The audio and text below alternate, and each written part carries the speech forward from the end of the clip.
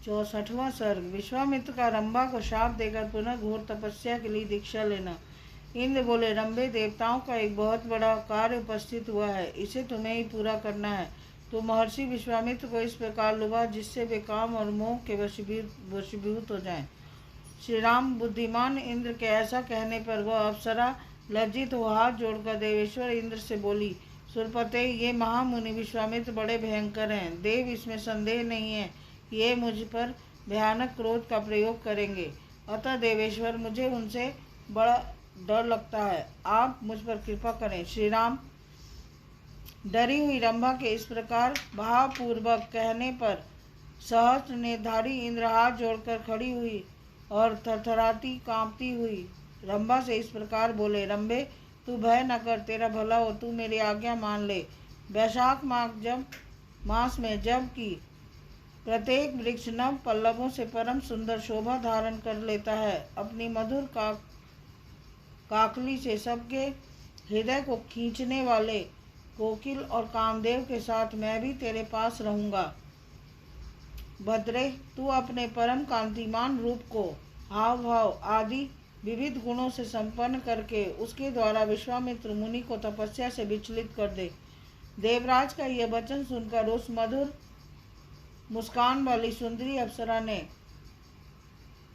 परम उत्तम रूप बनाकर विश्वामित्र को लुभान आरंभ किया। विश्वामित्र ने मीठी बोलने वाले कोकिल की मधुर काकली सुनी। उन्होंने प्रसन्नचित होकर जब उस ओर दृष्टिपात किया, तब सामने रंभा खड़ी दिखाई दी। कोकिल के कलरव, रंभा के अनुपम गीत और अप्रत्याशित दर्शन से मुनि के मन में संदेह हो गया।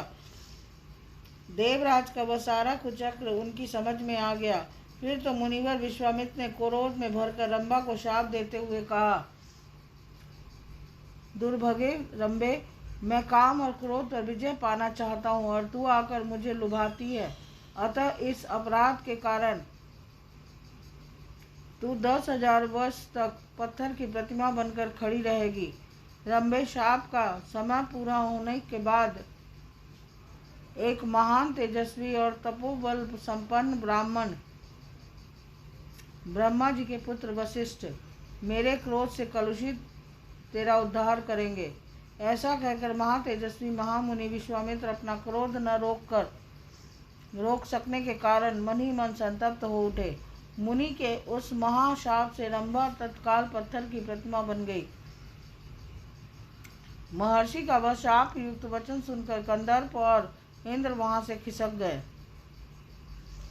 श्री राम। क्रोध से तपस्या का क्षय हो गया और इंद्रियां अभी तक काबू में न आ सकी। यह विचार कर उन महातेजस्वी मुनि के चित्त को शांति नहीं मिलती थी। तपस्या का अपहरण हो जाने पर उनके मन में यह विचार उत्पन्न हुआ कि अब से न तो क्रोध करूंगा, न किसी भी अवस्था में मुंह से कुछ बोलूंगा, अथवा 100 वर्षों तक मैं श्वास भी न लूंगा। इंद्रियों को जीत कर इस शरीर को सुखा डालूंगा।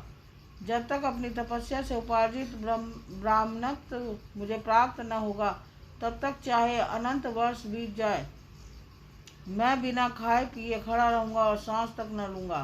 तपस्या करते समय मेरे शरीर के अवश्य अवयव कदापि नष्ट नहीं होंगे। रघुनंदन, ऐसा निश्चय करके मुनिवर विश्वामित्र ने पुनः 1000 वर्षों तक तपस्या करने के लिए दीक्षा ग्रहण की। उन्होंने जो प्रतिज्ञा की थी उसकी संसार में कहीं तुलना नहीं है। इस प्रकार श्री वाल्मीकि निर्मिताद रामायण आदि काव्य के बाल कांड में 64वां सर्ग पूरा हुआ। बोल सियापति रामचंद्र की जय।